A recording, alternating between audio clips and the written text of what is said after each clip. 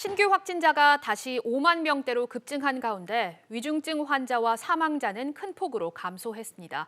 어제부터 실외 마스크 착용은 해제가 됐는데 우리보다 먼저 마스크를 벗었던 일부 국가에서 확진자가 다시 늘어나면서 마스크 착용 재실시 등 방역 조치가 강화되고 있습니다.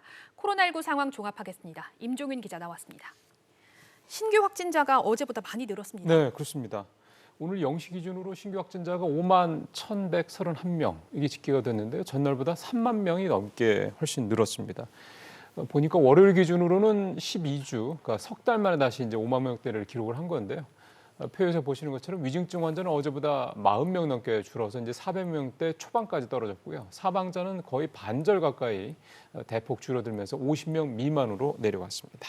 보통 화요일에는 월요일보다 많이 늘기는 했는데 오늘은 좀 증가폭이 커서 혹시 마스크 해제 영향이 아닌가 이런 생각도 드는데요. 어떻습니까? 예, 저도 사실 그 생각이 좀 들어서 좀 살펴보기는 했는데요. 좀 패턴이 있죠. 오미크론 변이가 우세주된 이유, 그러니까 지난 2월 말 이후 나타난 패턴이 월요일 날 최저치를 기록했다가 화요일 날 급증하고 수요일부터 다시 감소 전환하는 뭐 이런 흐름이었는데요. 아직 정부에서 이 부분 관련해서 공식 발표나 분석 결과가 나온 건 없지만 만약 내일, 그러니까 수요일 날 확진자 수가 기존의 감소세 전환 패턴을 벗어나서 만약 많이 늘어난다 이렇게 될 경우에는 마스크 해제 영향을 배제할 수도 없다 이런 해석도 좀 해볼 수가 있겠습니다.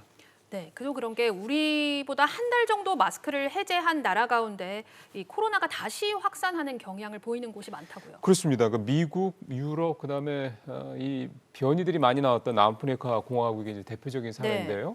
지금 이 세들 나라에서 이제 코로나19가 좀 재확산되는 모습이 나타나고 있습니다. 표에서 이제 좀 정리를 해놨는데 우선 미국은 스텔스 오미크론보다 전파력이 30% 정도 강한 재조합 변이인 BA.2.12가 빠르게 확산이 되고 있는 상황입니다. 최근 일주일 새 상황을 보면 하루 평균 신규 확진자가 전달보다 2배가 훨씬 넘게 늘어난 5만 6천 명까지 늘어났는데요.